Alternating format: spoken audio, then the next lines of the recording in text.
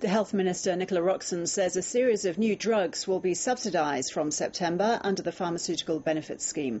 They include treatments for cystic fibrosis and late-stage bowel cancer.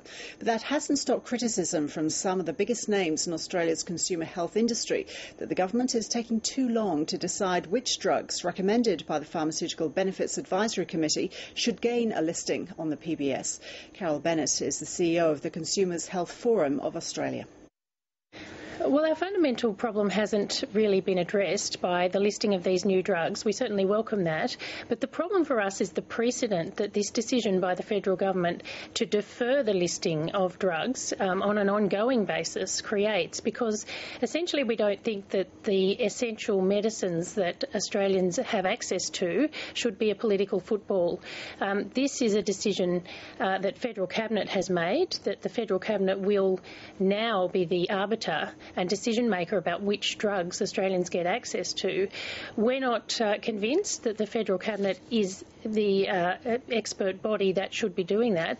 The government's appointed an expert body in the Pharmaceutical Benefits Advisory Committee, and they already take into account the cost effectiveness of drugs. So that's our concern.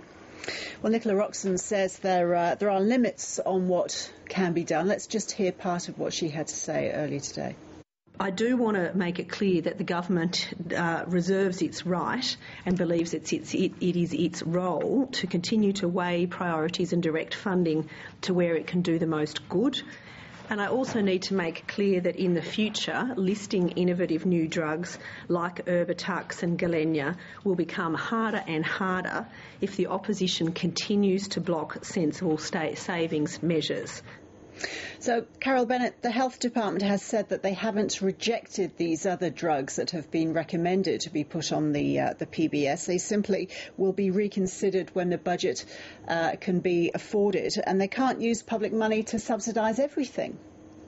Well, look, I suppose the thing is that it's a very difficult process to get through, to get a recommendation from the Pharmaceutical Benefits Advisory Committee. They've already taken into account the cost of these drugs, and they've determined that these drugs are necessary and essential for the health of Australians. What difference does it make to a patient if a drug that they need is listed? If these drugs are not subsidised, it will mean that many people will be unable to take these drugs, and they will end up sicker, and they will end up in hospitals. And, you know, the quality of life for people who have these really serious conditions like schizophrenia, like lung disease, like chronic pain, is really compromised when they can't get access to these essential medicines. Carol Bennett, thank you. Thank you.